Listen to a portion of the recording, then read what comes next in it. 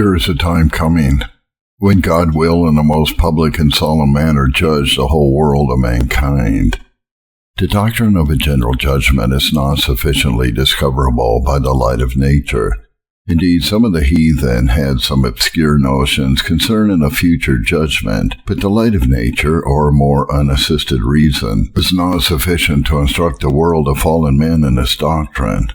It is one of the peculiar doctrines of revelation, a doctrine of the gospel of Jesus Christ.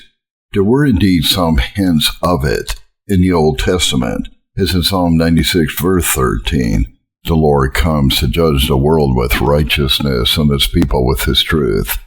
In Ecclesiastes 12, verse 14, for God will bring every work into judgment with every secret thing, whether it be good or whether it be evil, and in some other such like passages. But this doctrine is with abundantly the greatest clearness revealed in the New Testament. There we have it frequently and particularly declared and described with its circumstances.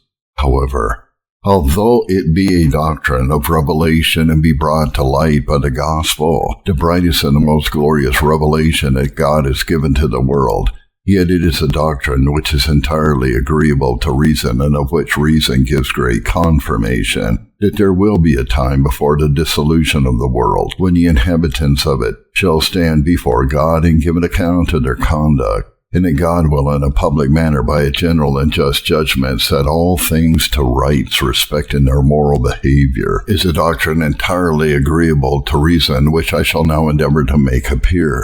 But I would premise that what we would inquire into is not whether all mankind shall be judged by God, for that is the thing that the light of nature clearly teaches, and we have already spoken something of it, but whether it be rational to think that there will be a public judgment of all mankind together. This, I think, will appear very rational from the following considerations. Number 1, such a judgment will be a more glorious display of God's majesty and dominion. It will be more glorious because it will be more open, public, and solemn.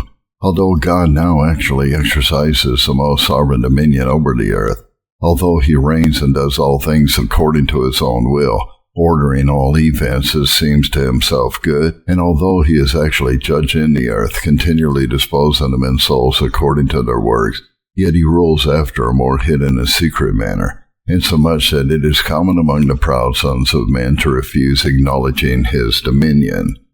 Wicked men question the very existence of a God who takes care of the world, who orders the affairs of it and judges in it, and therefore they cast off the fear of him. Many of the kings and great men of the earth do not suitably acknowledge the God who is above them, but seem to look upon themselves as supreme, and therefore tyrannize over mankind as if they were in no wise accountable for their conduct.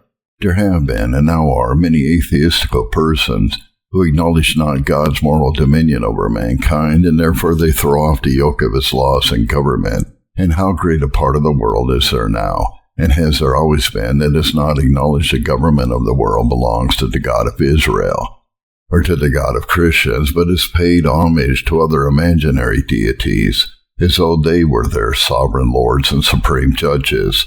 Over how great a part of the world has Satan usurped the dominion and set up himself for God in opposition to the true God. How agreeable to reason is it to God in the winding up of things when the present state of mankind shall come to a conclusion, should in the most open and public manner manifest his dominion over the inhabitants of the earth, or bringing them all high and low, rich and poor, kings and subjects, together before him to be judged, with respect to all the endeavor they did in the world, that he should thus openly discover his dominion in this world, where his authority has been so much questioned, denied, and proudly opposed, that however God be not now visibly present upon earth, disposing and judging in that visible manner that earthly kings do, yet at the conclusion of the world he should make his dominion visible to all, and with respect to all mankind, so that every eye shall see him, and even they who have denied him shall find that God is supreme Lord of them and of the whole world. Section 2. The end of judgment will be more fully answered by a public and general than only by a particular and private judgment. The end for which there is any judgment at all is to display and glorify the righteousness of God, which end is more fully accomplished by calling men to an account, bringing their actions to the trial, and determining their state according to them. The whole world, both angels and men, being present to behold. Then if the same thing should be done in a more private way, at the day of judgment there will be the most glorious display of the justice of God that ever was made. Then God will appear to be entirely righteous towards everyone.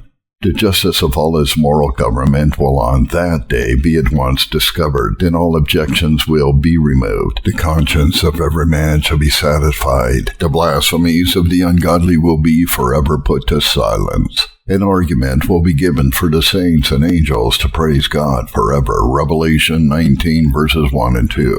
And after these things I heard a great voice of much people in heaven saying, Alleluia, salvation and glory and honor and power be to the Lord our God, for true and righteous are his judgments. Roman numeral 3. It is very agreeable to reason that the irregularities which are so open and manifest in the world should, when the world comes to an end, be publicly rectified by the Supreme Governor, the infinitely wise God who made this world to be a habitation for man, and placed mankind to dwell here, and has appointed man his end and work must take care of the order and good government for the world, which he hath thus made. He is not regardless how things proceed here on earth. It would be a reproach to his wisdom, and to the perfect rectitude of his nature to suppose so. This world is a world for confusion. It has been filled with irregularity and confusion ever since the fall, and the irregularities of it are not only private, relating to the actions of particular persons, but states, kingdoms, nations, churches, cities, and all societies of men in all ages have been full of public irregularities. The affairs of the world, so far as they are in the hands of men, are carried on in a most irregular and confused manner. Though justice sometimes takes place, yet how often do injustice, cruelty, and oppression prevail? How often are the righteous condemned, and the wicked acquitted and rewarded? How common is it for the virtuous and pious to be depressed, and the wicked to be advanced?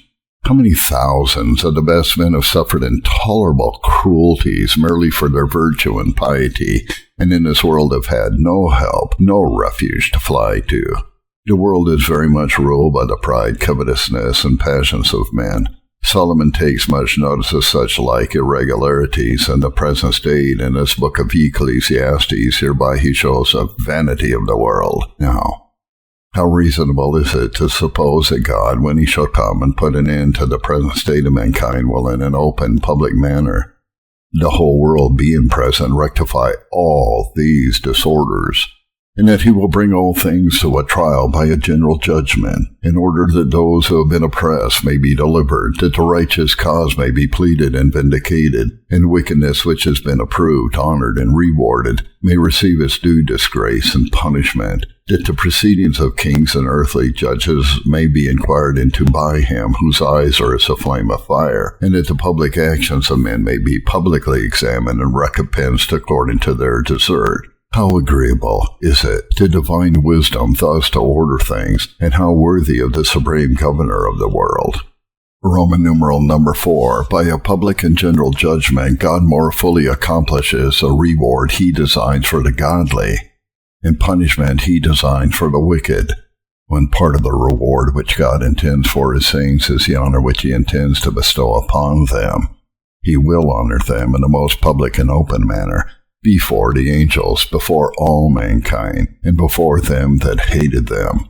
And it is most suitable that it should be so. It is suitable that those holy, humble souls that have been hated by wicked men, have been cruelly treated and put to shame by them, and who have been haughtily domineered over, should be openly acquitted, commended, and crowned before all the world. So one part of the punishment of the ungodly will be the open shame and disgrace which they shall suffer, although many of them have proudly lifted up their heads in this world, have had a very high thought of themselves, and have obtained outward honor among men, yet God will put them to open shame, by showing all their wickedness and moral filthiness before the whole assembly of angels and men, by manifesting his abhorrence of them and placing them upon his left hand among devils and foul spirits, and by turning them away into the most loathsome as well as most dreadful pit of hell to dwell there forever, which ends may be much more fully accomplished in a general than in a particular judgment.